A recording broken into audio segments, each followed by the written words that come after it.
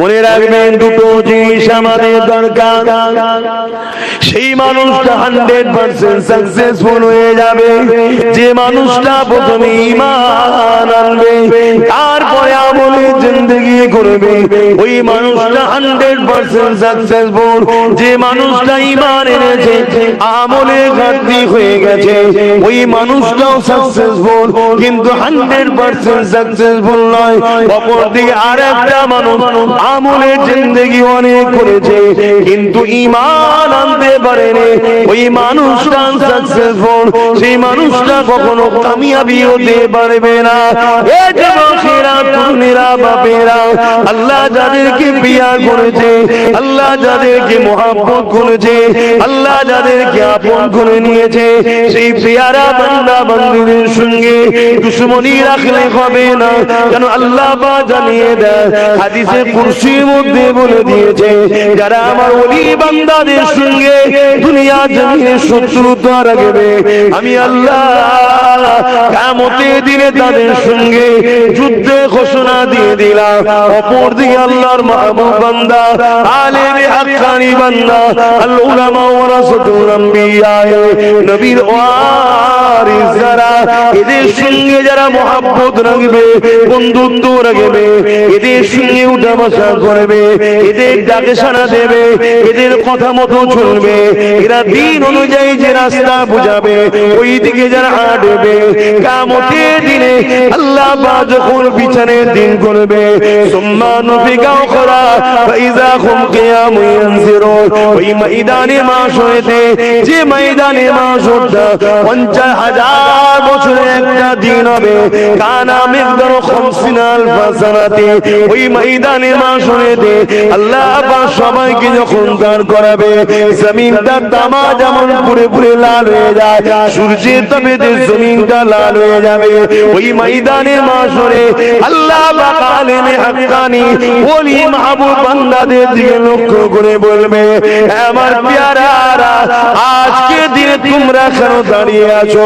আমি আল্লাহ তোমাদেরকে ইজাজত দিয়ে দিলাম, তোমরা আমার দয়ার জান্নাতে চলে যাও।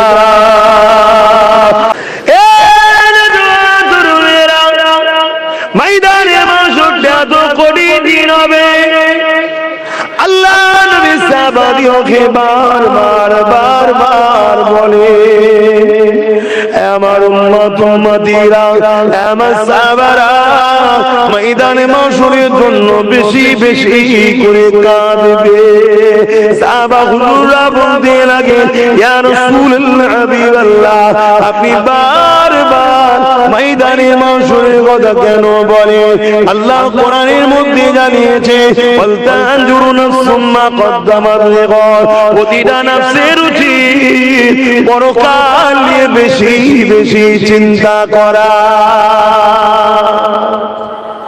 দুনিয়ায় কষ্ট হলে, বিমারে পড়লে কত লোক আছে সান্ত্বনা দিবা, ওহ ডাক্তার দেখেছো, একটু সবর করো, ধৈর্য ধরো, কত কি বলবে। কিন্তু পরকালে সব আপনারা পর হয়ে যাবে। বাপ বেটা এত নাকি কত আদরের জিনিস, সব পর। হ্যাঁ, বেটা যদি নবীর প্রেমিক হয়, আল্লাহর প্রেমিক হয়, বাপ যদি ভুলও করে ফেলে, বেটা হাত ধরে জান্নাতে নিয়ে যাবে। জোরে বলুন সুবহানাল্লাহ। আল্লাহ নবী সাহাবাদিওকে বলে, আমার সাহাবারা কিয়ামতের দিনে এমন বাপ পাওয়া যাবে, নিজের ছেলেকে জমিনে শুইয়ে দিয়ে ওই ছেলের বুকের উপরে পা দিয়ে দাঁড়িয়ে যাবে। কিয়ামতের দিনে এমন মা পাওয়া যাবে, নিজের মেয়েকে জমিনে শুইয়ে দিয়ে তার বুকের উপরে পা দিয়ে দাঁড়িয়ে যাবে। কিয়ামতের দিনে এমন স্বামী পাওয়া যাবে, স্ত্রীর বুকের উপরে পা দিয়ে দাঁড়িয়ে যাবে। স্ত্রী এমন পাওয়া যাবে, স্বামীর বুকের উপরে পা দিয়ে দাঁড়িয়ে যাবে। এক কথায় যার উপরে যার চলবে, জমিনে শুইয়ে দিয়ে তার বুকের উপরে পা দিয়ে দাঁড়িয়ে যাবে।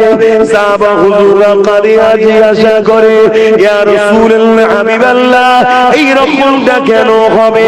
আল্লাহ নবী বললেন, বাবা সাহাবারা, লোহা যেমন আগুনে দিয়ে লাল হয়ে যায়, পুরে পুরে গরম হয়ে যায়, সূর্যের তাপে জমিনটা পুরে পুরে লাল হয়ে যাবে, ওই জমিনে মানুষ দাঁড়াতে পারবে না।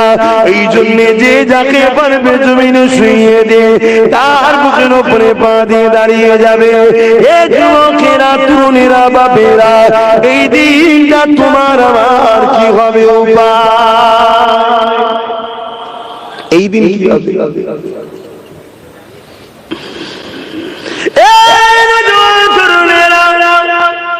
আল্লাহ নবী জানিয়ে দিলেন, আল উলামা ওয়ারাসাতুল আম্বিয়া, যাদের মধ্যে দুই ধরনের ইলম আছে, আল ইলমু ইলমানে, একটা হলো জাহিরি ইলম, একটা বাতিনি।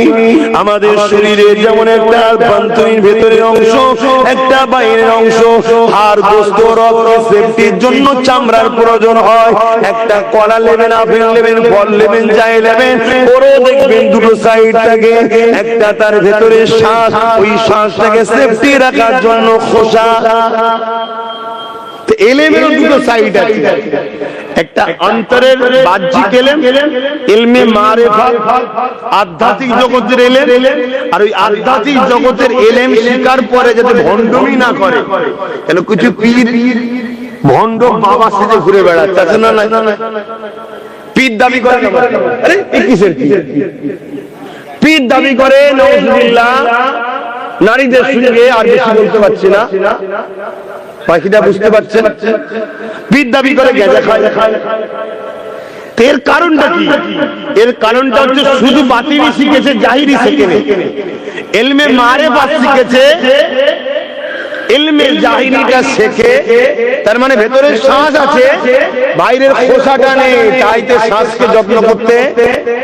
তাহলে যার মধ্যে দুই ইলম আছে, শুধু জাহিরি আছে, বাতিনি নেই, ও আবার মজা পায় না, নামাজ পড়ে, আবার দেখুন পরের আল কাটে মাঠে। ইলম অর্জন করেছে, দেখো ব্যাটার বেজে পণ লিখছে। ইলম অর্জন করেছে, দেখো পরচর্চা করছে।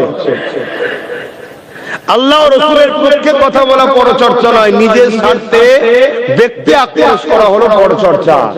আল্লাহ রাসূলের পক্ষে বলাটা হলো ফরজ, এটা পরচর্চা, এটা নেকির কাজ।